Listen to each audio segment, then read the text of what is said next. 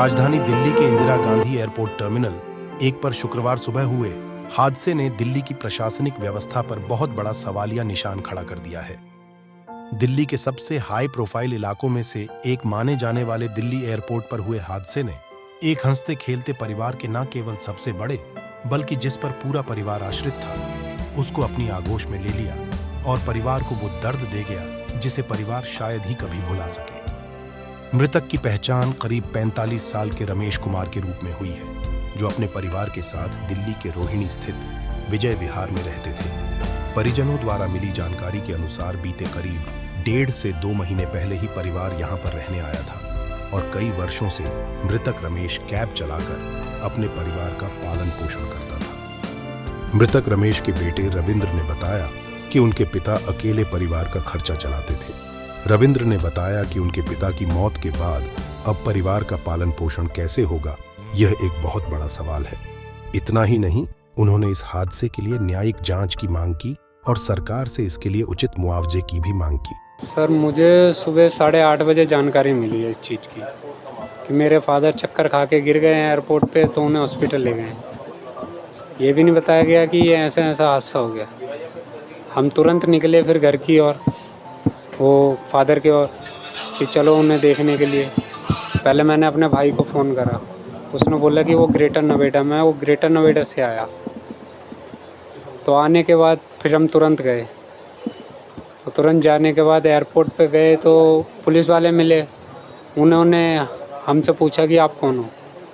हमने बोला कि यहाँ पे कोई चक्कर खा के गिर गया था, तो उसके बेटा हूँ मैं। तो वहाँ तुरंत फिर पुलिस वाले ने हमारा हाथ पकड़ा और जाके थाने में बैठा दिया। थाने में बैठाने के बाद बैठे रहे, हम पूछते रहे कि कहाँ हैं, क्या हुआ, कैसे हैं पापा, हॉस्पिटल ही बता दो, हम खुद चले जाते हैं।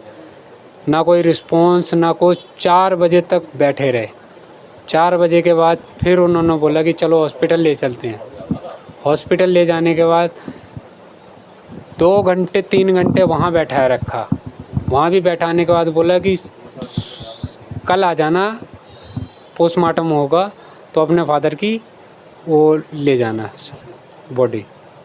तो हमने पूछा कि शक्ल तो दिखा, तो शक्ल भी दिखाने के लिए मना कर दिया उन्होंने कि किसी को नहीं मिलेगी। अब सर, इस चीज़ का लापरवाही है ये तो एयरपोर्ट की। अब इस चीज़ की तो जांच होनी चाहिए सर। जिम्मेदार तो सरकार को मानते हैं कि इतना बड़ा इंटरनेशनल एयरपोर्ट है, वहाँ पे वीआईपी लोग भी सब जाते हैं। आजकल उनके साथ हादसा हो जाता है ऐसा, तो सर क्या होता। हमारे साथ कोई बातचीत नहीं है, कुछ भी नहीं। सुबह से हम ऐसे ही भटक रहे हैं सर। घर में कमाने के लिए सिर्फ अभी फादर थे जो एक्सपायर हो चुके हैं, उनके बाद तो हम पढ़ ही रहे थे।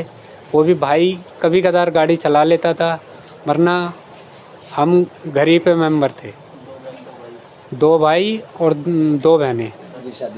बहनों की शादी नहीं हुई है सर। अथॉरिटी की ओर से तो मुआवजे की वो कर सकते हैं, पर ये जांच होनी चाहिए इस चीज़ की कि ये लापरवाही है बिल्कुल। ऐसे बैठाया रखा है, ना कोई रिस्पॉन्स ना कुछ। ये तो वो तो कर ही रहे थे सर। एयरपोर्ट के लोग मिले थे, वो भी दबाने की सोच रहे थे कि दब जाएंगे, कि यहीं रफा दफा कर देंगे सर। कुछ भी सुबह से हो गया, सुबह से ना कोई रिस्पॉन्स ना कुछ। प्रशासन की तरफ से कोई आश्वासन अभी तक या कोई जांच? कुछ भी नहीं। अभी क्या मांग करते हैं आप? अभी मांग तो मुआवजे की मांग करते हैं और सरकारी नौकरी की मांग करते हैं। हमें तो 7 बजे फोन आया था पुलिस वालों का, उससे पहले नहीं जानकारी मिली। क्या उन्होंने कहा? उन्होंने कहा सिर में ना सिर्फ थोड़ी सी चोट लगी है और चक्कर खा के गिर गई। ये नहीं बोला कि ऊपर छत से वो छत गिर गई पूरी गाड़ी। ये नहीं बोला, पूरा बताना चाहिए था ना उन्हें। तो 12:30 बजे बता रहे ये लोग कि उनकी ये गलत बात। तो दिखाया भी नहीं उन्होंने कि हमें बॉडी चाहिए, हमें देखना है, हम अपने इलाज करवाएंगे अपने हिसाब से। कोई अधिकारी हो या एयरपोर्ट पे कोई नहीं था। आप लोगों से कुछ पुख्ता बात की? मैं नहीं गई। अच्छा, ये गई थी, मम्मी गई थी। क्या मांग क्या करते हैं आप लोग? इस तरह की घटना हुई है, हमें क्या? तो इसका इंसाफ चाहिए पूरा, हमें नहीं कुछ। लापरवाही होगी जब ही तो हुआ है ऐसा। जांच पड़ताल होनी चाहिए, जान पहचान होनी चाहिए। जान पहचान होना चाहिए, जान पहचान होना चाहिए। बता दो क्या मांग करते हैं आप? जांच होनी चाहिए पूरी कि कैसे गिरा, क्यों गिरा। परिवार में कमाने वाले कमाने वाला हमारा एक ही था, पापा कमाने वाले थे, अकेले 4 बच्चे। अब कैसे चलेगा हमारा घर? सरकार क्या हमें देने आएगी घर पे खाने के लिए?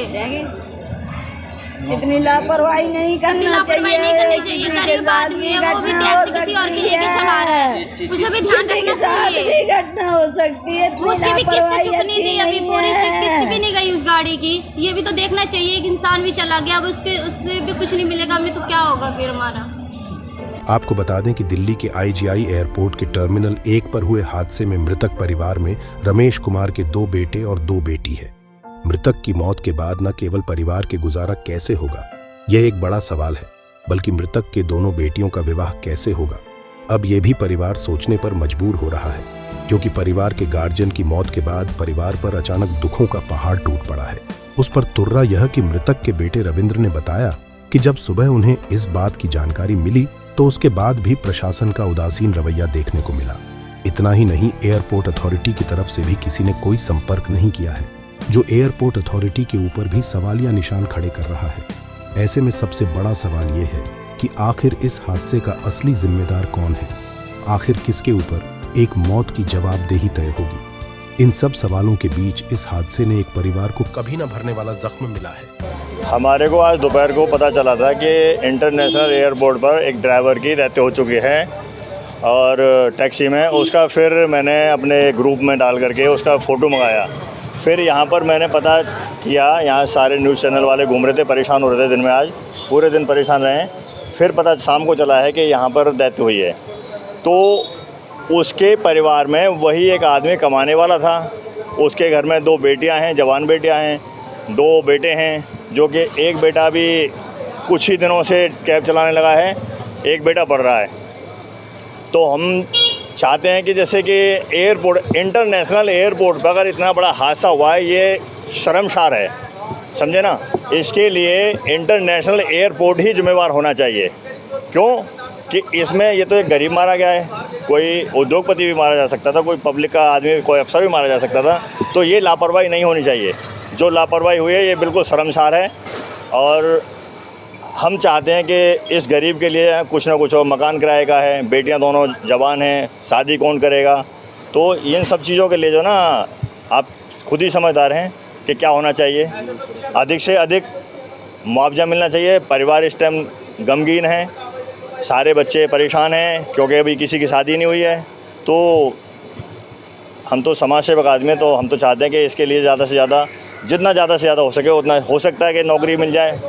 कोशिश ये करेंगे, और अगर हमारी कहीं ज़रूरत पड़ी तो हम कोर्ट तक जाएंगे, ईंट से ईंट बजा देंगे अगर एयरपोर्ट की तरफ से इनको अगर वो नहीं मिली तो।